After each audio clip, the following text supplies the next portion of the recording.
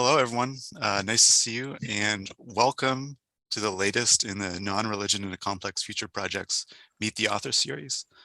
Today, we're going to hear from Dr. Christel Manning, who is going to talk about her recent chapter, Meaning-Making Narratives Among Non-Religious Individuals Facing the End of Life, in the book, New Dimensions in Spirituality, Religion, and Aging.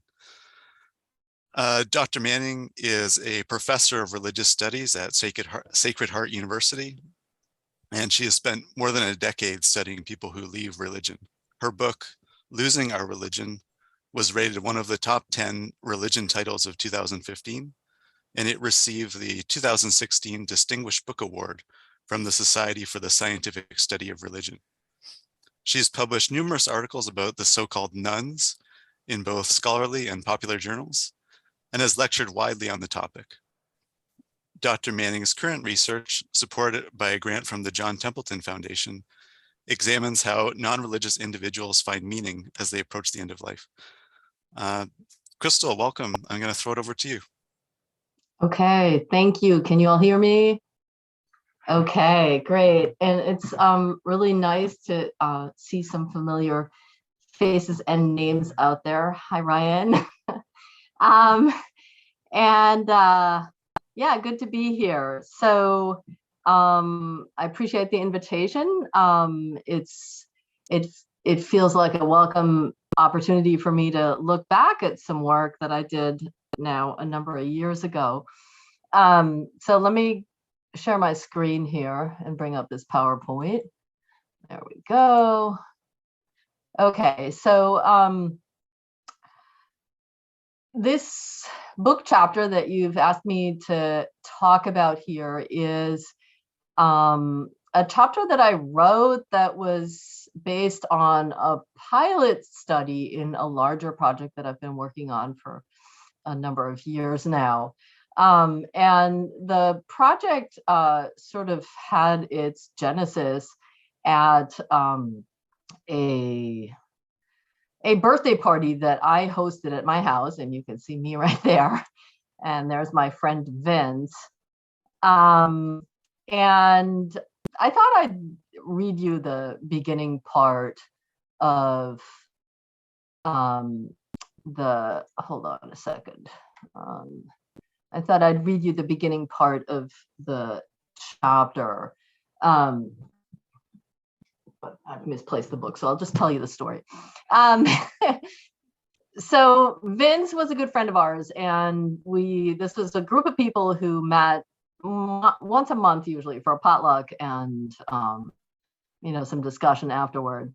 And for this particular event, it was Vince's 72nd birthday, I think, and we all kind of knew that it was probably going to be his last that he was spending with us, because he had cancer, stage 4 cancer, and he died about a month after this picture.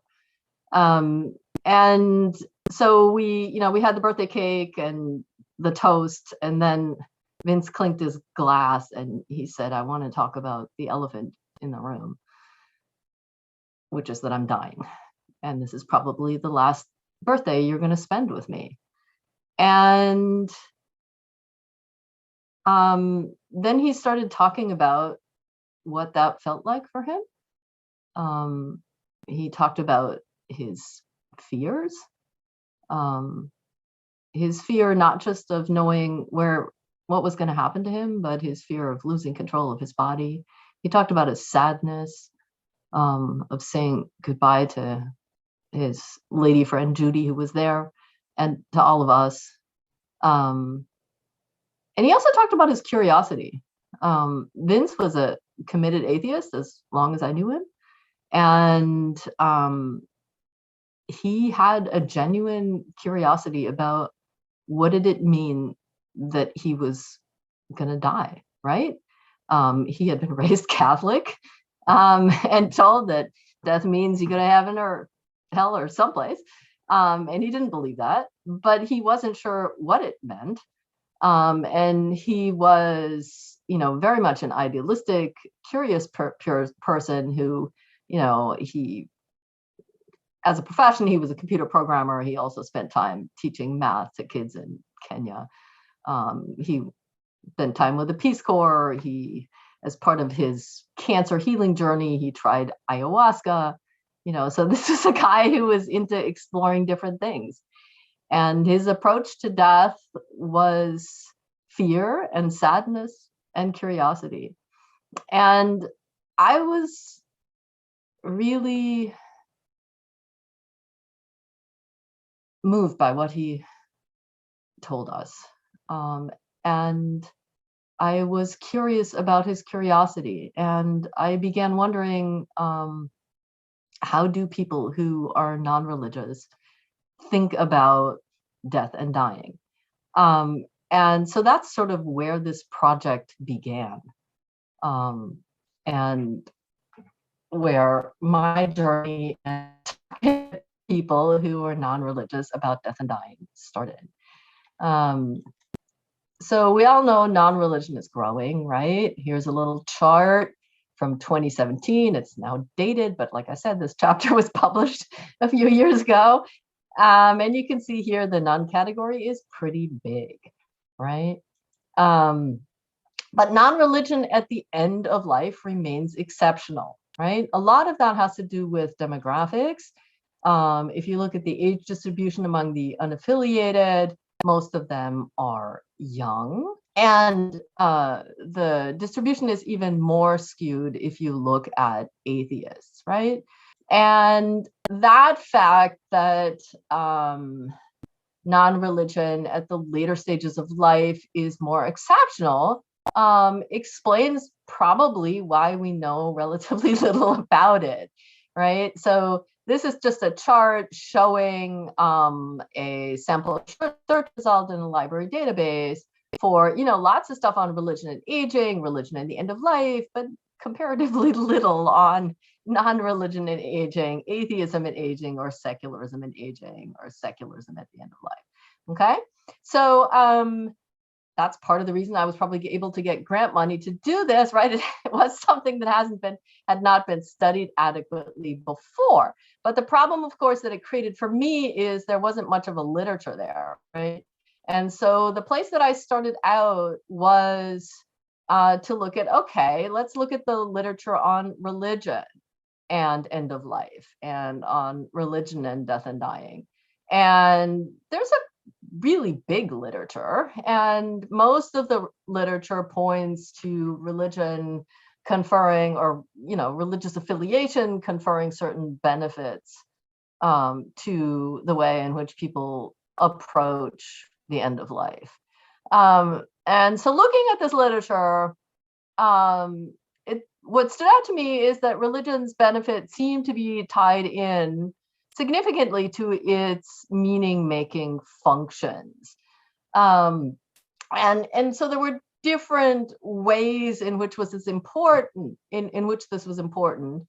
To some extent, it had to do with what I call coherence, meaning that religion functions as an explanatory framework or a schema that orders our lives, right? So religion is something that we can use to make sense of, for example, being sick or dying of cancer or whatever. But a second function I think that is important and shouldn't be overlooked is religion actually gives us a sense of control. So religion offers action steps that give people something that they can do in the face of something like having cancer or approaching death. Like, you can pray, you can read scripture, you can go to church or to synagogue and feel connected to other people that will help you feel better, right? So there's the coherence function and there's the control function, both of which are important.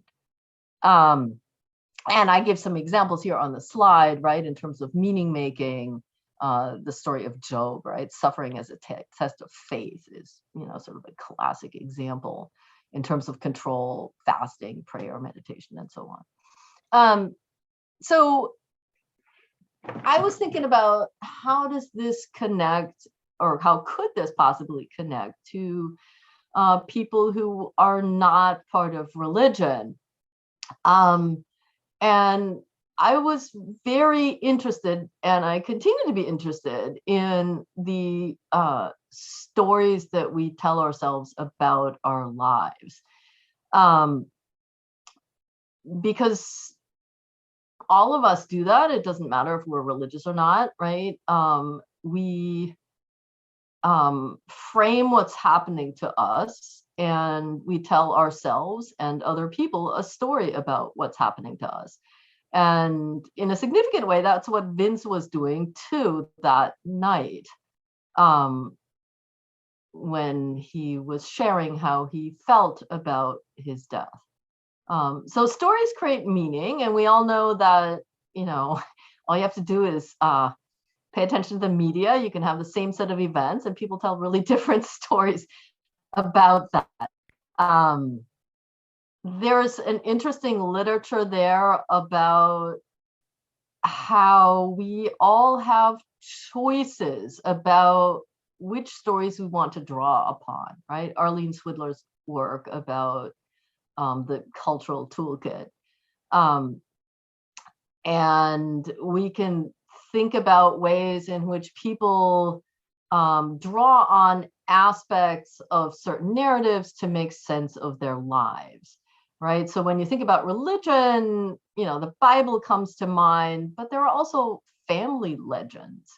There are, stories that are part of popular culture that we use to explain what's going on in our lives. I remember at 30 years ago when I was at a different college and something happened to me that was unfair. And I thought about my grandmother, who was this tiny woman, 4 feet tall, and how she went and to during World War II to some bureaucratic Nazi office and confronted them about what was happening to her family. And I thought about that when I went to the dean of the college at the time. So,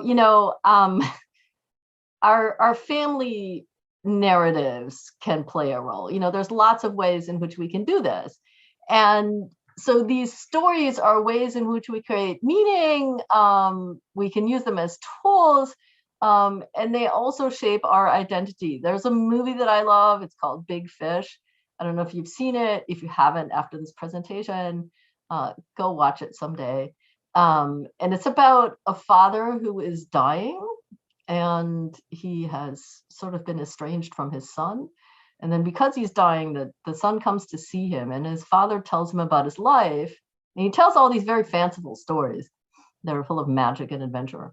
And the son becomes even more alienated because he thinks his dad is, fibbing to him. And then at the funeral, all of these various characters from these stories show up. It's sort of a fascinating look at the stories that we tell ourselves about our lives. So anyway, so this was sort of the frame that I was using in terms of thinking about how do I want to study people who are atheists or agnostic or non-religious and the way they think about their lives.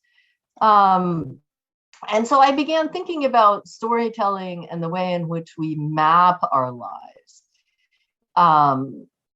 The way in which, when I go on a journey, having a map helps me figure out where I'm going. And it also helps me figure out where I've been, which sort of ties into the coherence and the control functions of religion.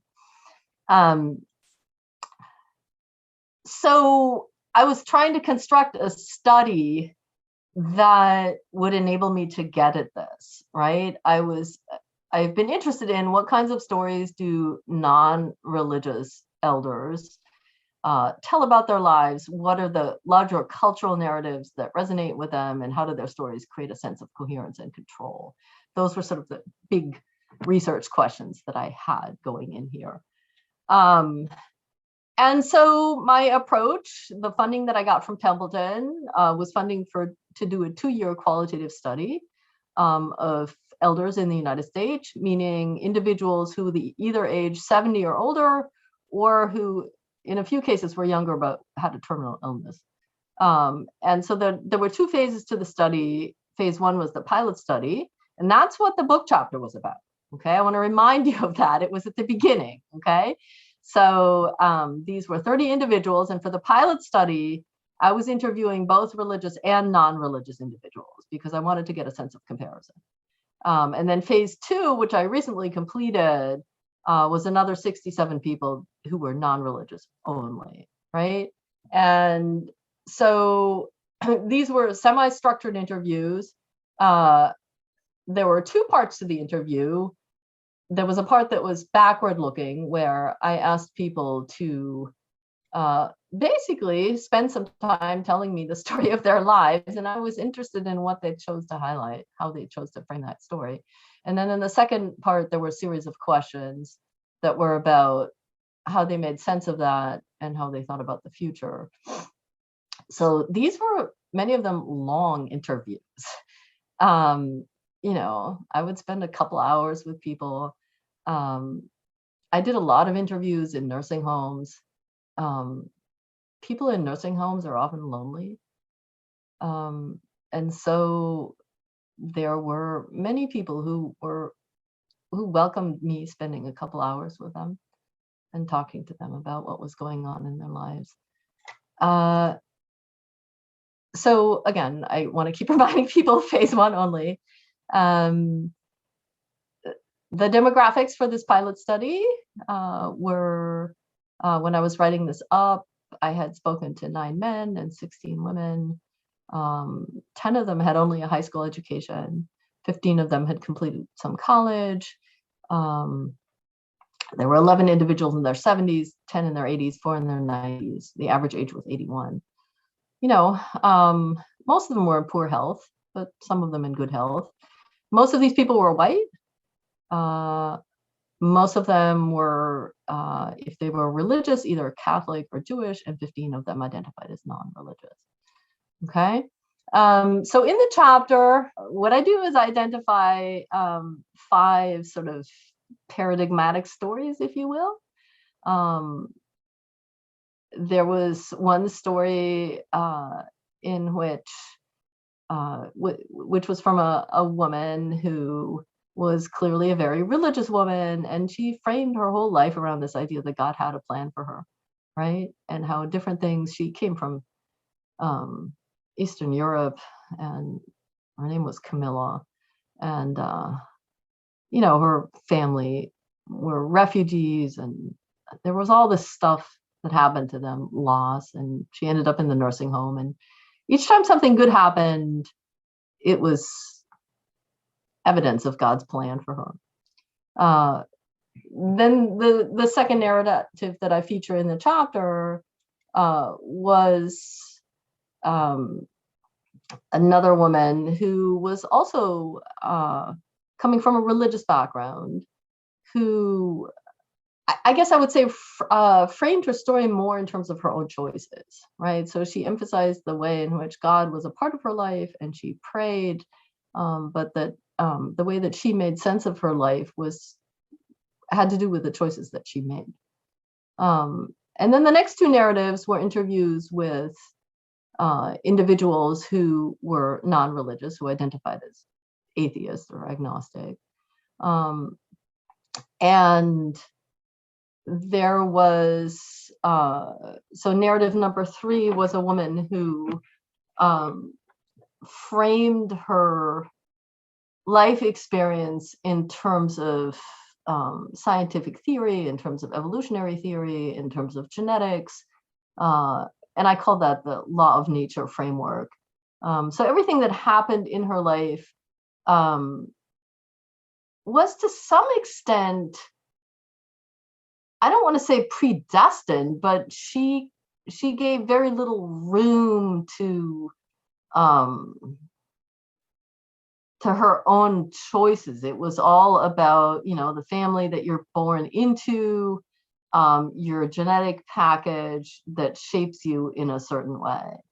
Whereas story number 4 was a secular woman who very much framed her life in terms of the choices that she made. And then story number 5 was what I call the mystical connection story. And this was a man whom I call Dan in the book. They're all pseudonyms to protect people's privacy.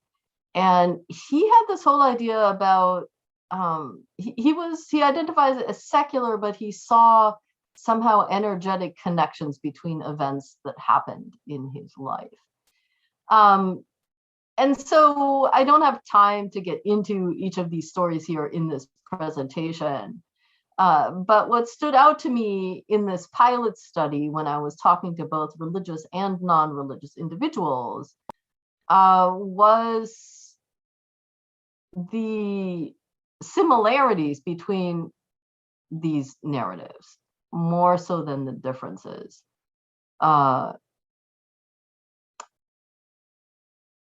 In the sense that both religious and non-religious respondents found a way to frame their life story, to think about the future in a way that created coherence and control, in a way that explained what was going on in their lives. I think in both narrative 1, which is a religious narrative, and in narrative 3, there's somewhat less control, right? A sense that there's only so much that we can do about our lives. Whereas both narrative 2 and narrative 4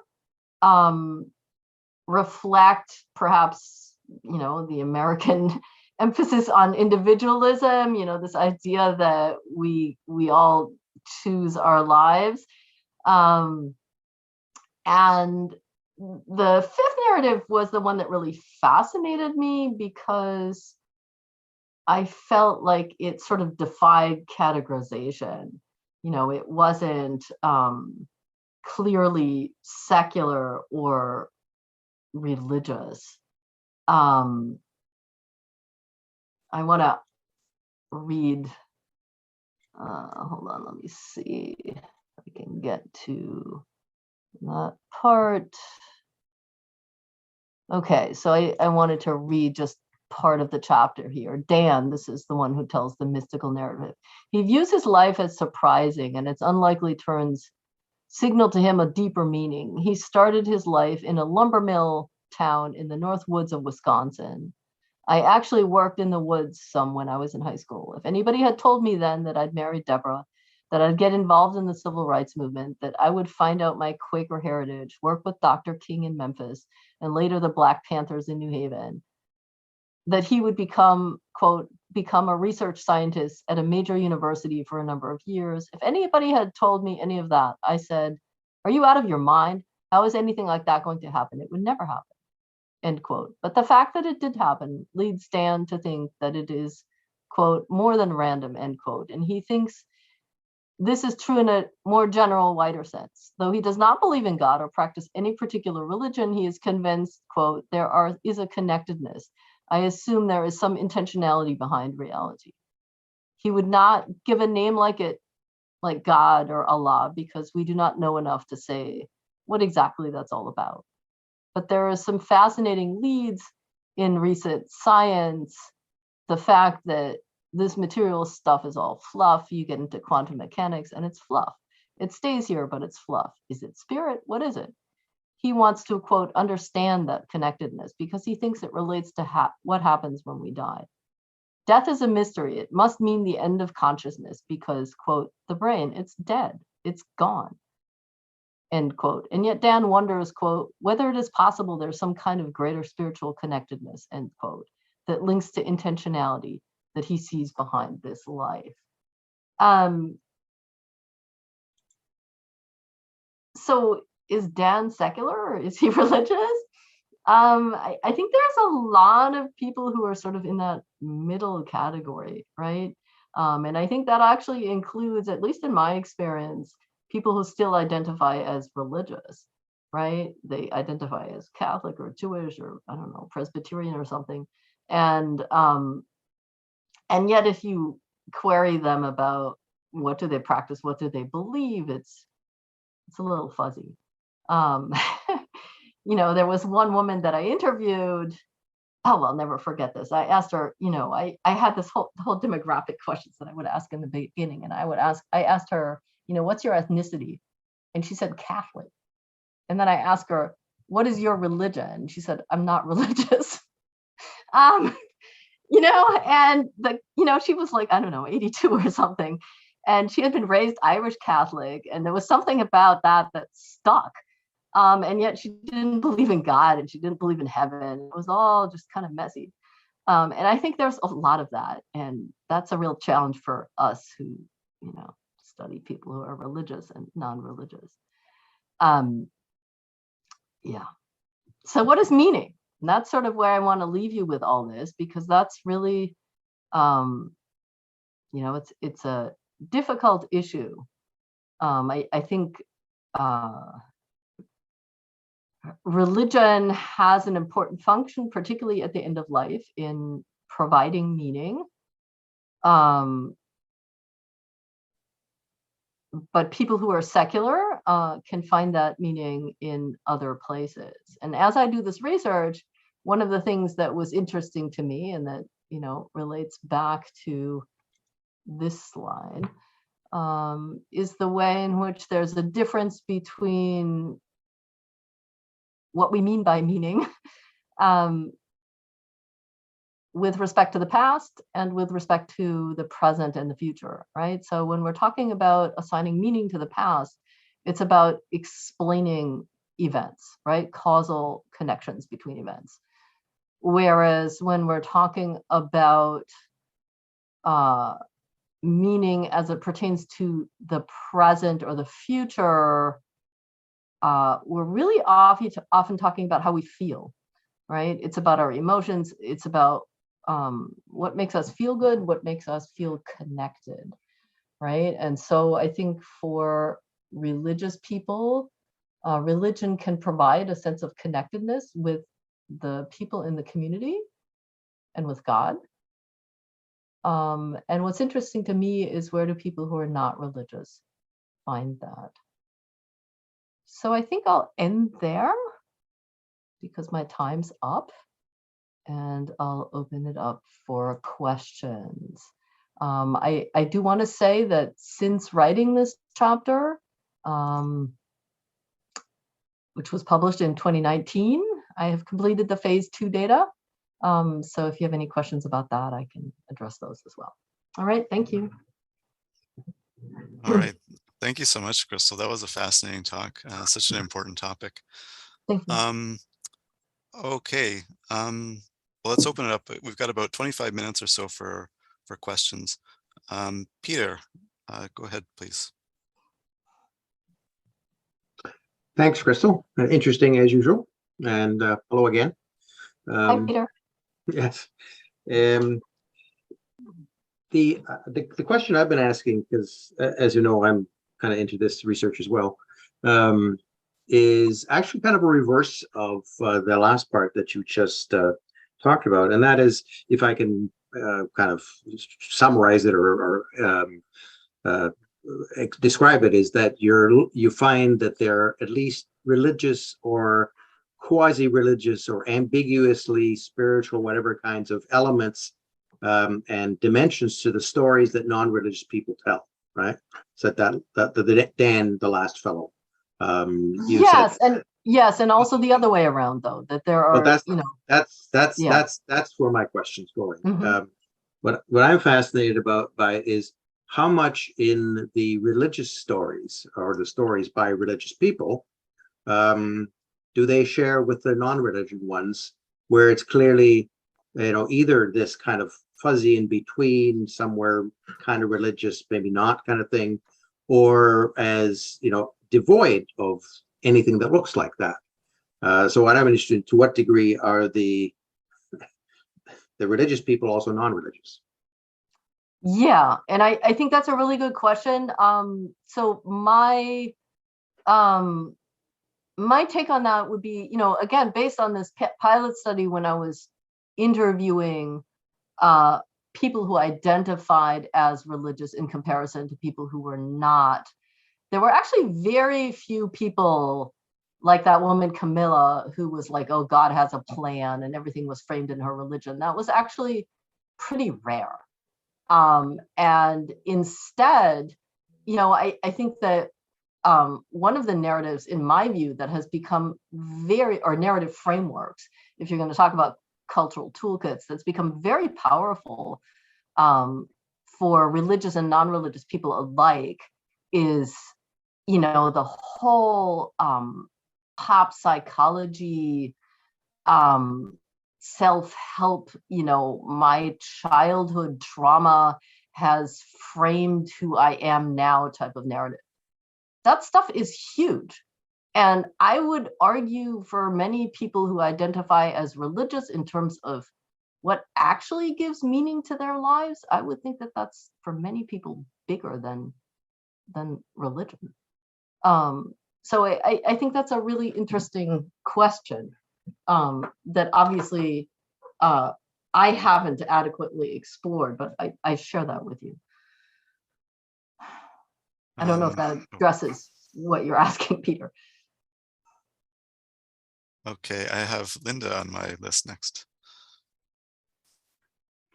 Thanks, Christel. Lovely to hear your work as always. So is it more about thinking that there are some things that are good? Doesn't mean the whole of life is good, but there are some things that are worthwhile. So another narrative that I think is very popular today is about making memories. So life is seen as making memories, good memories. And I'm partly saying this out of doing research with victims of sexual abuse, that they're looking for something to hold on to convince them that the world isn't really shit. What is good enough to make life worth living? And I wonder if that's partly what meaning is about, more than coherence or more than control. Are there good things that can help outweigh the bad things, or just be enough to go on? Yeah, that's a really interesting question. So I'm still struggling, and that's where I ended where I did, with what exactly do we mean by meaning, right? I don't think we have a clear answer to that. I think in my view, we need to accept that meaning making takes different forms. And I would agree with you, Linda, that one form it takes is about creating something that's good in life or making life worthwhile. Yeah, I would agree. But I don't think that's the only form it takes. Ryan, yes, please go ahead. Hi, Christel. Hi, Ryan. How are you? Hi, good. How are you? I just got over COVID, actually. Oh, well, I'm glad you're doing better. So yeah. I think my question might in some ways be related to Linda's, but kind of in some sense the inverse. Did you run into any participants who said, yeah, there is no meaning in life, just straight up nihilists who are like, no, it's not there? Or did everybody have some story that made sense of their life? I'm genuinely intrigued by this because I think there are a lot of non-believers who are nihilists, right? They're like, there is no grander purpose. And did they draw a distinction between like a grand purpose versus my purpose? Or was there anybody who was literally like, no, it's pointless? Yeah, actually, great question. There were lots of people who said there is no larger purpose. And in fact, particularly among people who identified as atheists, they would get kind of ruffled by even the notion that there ought to be a larger meaning, right? And so then we would talk about that. And so yes, I agree that there are many people who are non-religious who will say there is no inherent meaning in life. But among those people, there were a good number who said, and therefore it is up to us as individuals to create a life that makes sense to us. Yeah. And one of the things that I'm curious about is, so I think that among religious folk, it's more common to say that life has inherent meaning, right, that comes from religion. But again, there is that fuzziness where I think that there are also, people in the middle who still identify with religion, who don't think life has inherent meaning and who think it is up to us to create that. And my view is that really also ties in with, our particular culture and, this whole narrative of choice that pervades American culture, right? That as individuals, we can do that. Which I don't think that narrative is quite as dominant in all cultures, right? So to some extent, that's about this place, which probably includes Canada. But modern Western society. And did you have anybody who had no inherent, like no meaning whatsoever? Or was it always that distinction of like, there's no inherent meaning, but I've got a story? Yeah, that's, and this kind of takes me back to Linda's question about what makes life worthwhile. Yes, there were a couple of people who said life has no inherent meaning, and mine doesn't either. But those particular people were also depressed. There was some despair that was part of that. And that sort of takes me back to the question of, maybe meaning is about what makes life worthwhile. So it's a tricky one. I'm curious, Ryan, was there a reason that you asked that? Oh, I mean, my life has no meaning. No, I'm kidding, right? I just wonder, right? So in part, I'm thinking of Jackie Frost's piece where she talks about, people who are part of the secular movement or non-believers who live in a liminal area, right? So this came out just recently. So that they don't necessarily have the answers to everything. And that's okay, right? That they're perfectly fine with that. Now, and obviously I've done lots of interviews with non-believers. Lots of them will reject the idea that there's inherent meaning in life. But most of them then do say, but then I create meaning. Right. And so I'm genuinely wondering if there are any out there who are like, there is no inherent purpose to life or meaning, and there's no meaning to my life either, right? Like, can you function in the world at that level? And I don't know the answer to that. I genuinely don't. I'm very intrigued by that question. So that's why I'm asking it, is I just want to know if there are people who function in that domain. So just wondering. Thank you. That was a great answer too. Lori, please go ahead. Hi, Christel. Hi. Thank you for this. Are we emphasizing meaning making too much when we're thinking about all of this? I mean, I'm just curious because I'm hearing a lot of people talking about meaning making. I think that meaning making might be something that the elderly perhaps have the opportunity to do more often. As they reflect back, they have more life to reflect back on. And I'm wondering if, and this is just a sort of step back question, because we're all interested in non-religion or religion, unbelief, secularity, whatever. And I'm just curious.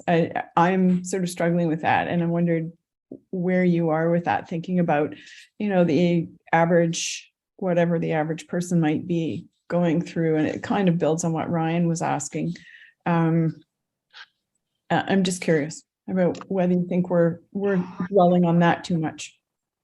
Yeah, I think that's a fair question. And it relates back to the point I made earlier about meaning making as a backward looking act into the past, right? Where it becomes, for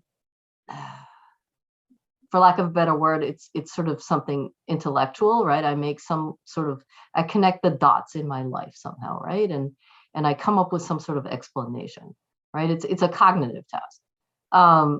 And versus when you ask people about meaning making right now, or as they think about the future, like the people that I talk to, they would talk about their relationships, right? And their grandchildren. And it was really, it wasn't about connecting the dots. It was about, getting back to what Linda was saying about making life worth living. It was all about their relationships, usually. Even those people who were,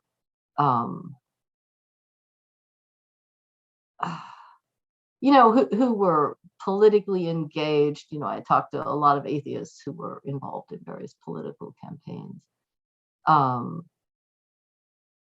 But again, it was about the impact that they were having on other people. So yeah, I agree with you. Language is a barrier here, right? We're using the word meaning to talk about all of those things. Maybe we need to find other words. Hannah, please go ahead.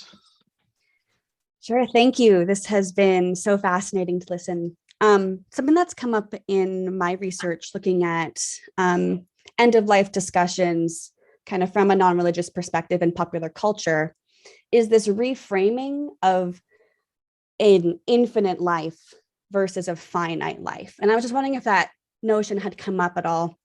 To bring it back to meaning making, sorry, Lori, but that it's coming up in some television shows I'm studying that what gives life meaning is that it ends and that there is this final point, and kind of as a positive reframing versus the kind of religious or Christian perspective that sees eternal life as like this ultimate goal.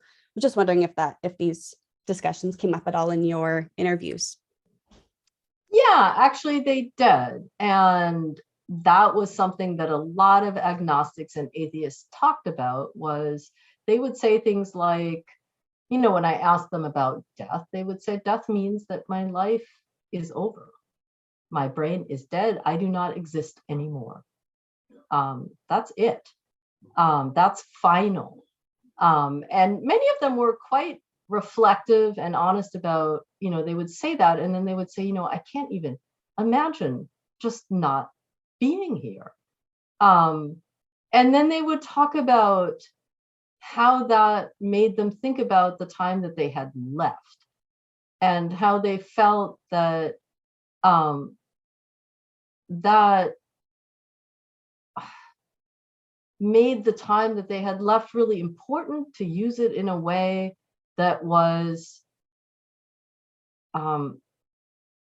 meaningful, for lack of a better word, to use it in a way that that made life worthwhile, to draw on Linda's language there, right? And so they would talk about how that's why they wanted to, in some cases, spend more time playing music, or be with their grandkids, or do whatever political organizing they were doing, because that time was so precious, and not believing in an afterlife made it more precious, and they actually valued that in a positive way. Alex, yes, please go ahead. Yes, thank you, Nathan. Thank you so much for the presentation. I do my research on the clergy project, non-believing clergy, and since many of my participants over like 60 or 70, we also discuss the topic of death a lot during interviews. But my question, have you noticed any particular difference in the way participants of different sex or possibly race had responded? Yes. So couple things. One is, I just can't help but mention that there is a Broadway play right now in New York about clergy who are atheists. I don't know if you're anywhere near New York City, but if you are, go see it. The other thing about, did I notice differences? I think race actually is a big one. So here, if you'll allow me, I think I have a, I'm gonna share a screen again. All right, let me go down to, all right, so here are the demographics for my study, including the second phase, and you'll notice here that in phase 2, I also interviewed some Black folk for my study, right? Which in phase 1, there were only 2 of them. In phase 2, there were another 10. And it was actually hard to find non-religious and atheist people who were not white or Asian.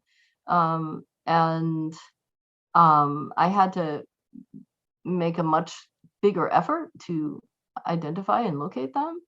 And when I did, there were some things that stood out. You know, one theme that was very strong among all of the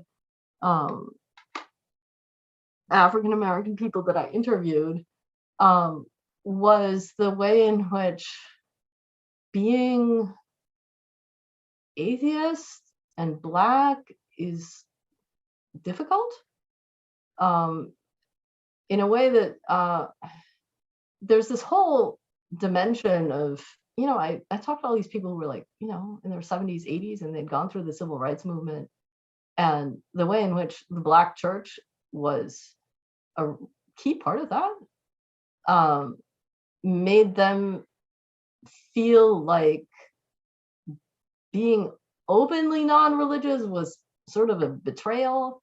So for the older generation anyway, that was really difficult. And it was a theme that was unique to, and it came up with every one of the 12 individuals that I interviewed. So I think that makes a difference. And, you know, 12 individuals is, you know, obviously a small number. You know, we really need more work on that. Chris, go ahead, please. Hi, yeah, thank you so much for this conversation. You sort of threw it out there for us. I was just wondering if you could talk a little bit more about phase 2 of, were there different questions, or was it just kind of expanding? And then what has changed? What kind of differences were coming up? Yeah, so in the second phase, I stopped interviewing anyone who identified with a particular religion. And, you know, I in the screening process, I limited it to people who identified as non-religious. So couple things that come out of that. I think one, it relates to this whole question of where do we draw that line? Like, what do we mean when we say that someone is not religious? You know, I think that this whole question of what is and isn't religious is framed by a predominantly Christian culture. You know, I've been thinking a lot about Talal Assad's article of how religion is sort of an artificial construct, right? We say, all right, here, this group of beliefs and practices and institutions is religious, right? And that works, I think, to some extent in our society, because religion has been separated out as an institutional, quote unquote, thing. Certainly doesn't work in all societies. So, but even in our society, you know, it can be tricky, you know, and going back to that, I think it was Alexander who was asking me the question about race and particular sects, right?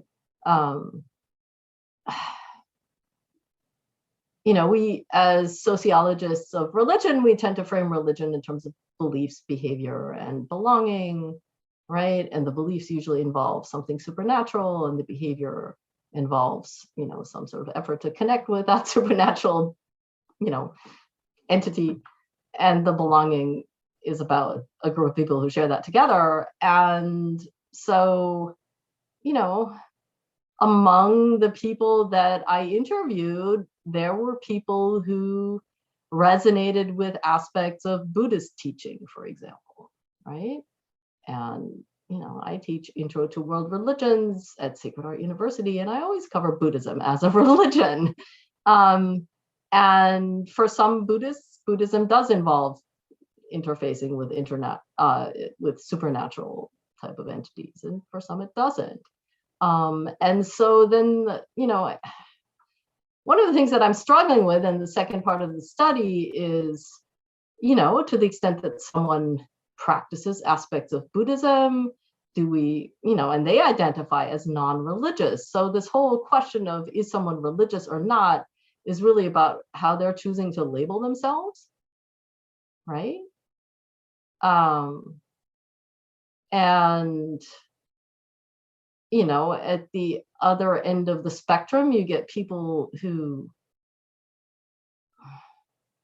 they do believe in God and they pray, but they don't belong to a church, and they identify as non-religious. So we've got some terminology problems that we still haven't resolved. So that's one thing that I'm encountering in my second phase. That said, I think that, most of the people that I'm talking to are atheist, agnostic, skeptic. I think another piece that's emerging for me is this, goes back to this question of meaning-making frameworks and narratives. So, the big ones that I'm seeing are, number one, a narrative that has to do with science and nature and sort of, I borrow here from Laurie Beeman's work about sort of remystifying our world using the tools of science. So, Max Weber liked to talk about science as this rationalizing tool, but science, at least in the interviews that I'm doing, can be a source of awe and mystery as well, right? So that's one theme that's really standing out among many people, right? This this way in which they understand themselves as part of nature and looking at the universe around them with a sense of awe and mystery that's sort of contrary to the way that many of us think about science. So that's one. And then the second one is the psychology narrative, sort of the whole, how did the parenting and the childhood I had make me who I am? And what do I do with that? And how do I find healing? So that's the second one that's important. There's also some really interesting outliers that I didn't encounter all that much, but for instance, people who are into transhumanism, which is really interesting and sort of a little bit sci-fi and fun. And create sort of a serious way that some people think about meaning in the past and in the future. And then, of course, the Buddhist framework. I'm really fascinated by the way in which people who identify as non-religious utilize aspects of Buddhism, very westernized aspects, in framing how they think about their own life and how they think about death. Thanks so much, Christel. This was a really fascinating discussion. Really enjoyed your talk, and the Q&A was really great. I'm just going to drop a link to our next event in the chat. So this event is taking place, let me get the date, November 16th at 12 noon Eastern time. And this one is going to be, it's called A Decade of Decline, exploring the 2021 Canadian census data on non-religion. So there's going to be some new census data coming out from in Canada later this month. And this webinar, Sarah Wilkins-Laflamme is going to walk us through what we're learning so far from the data. So hopefully you all sign up for that one, and we'll see you in a month. Otherwise, just to thank Christel once again, fascinating talk, and thanks everyone for coming. Hope to see you next event. Thank you all. This was fun. Bye-bye.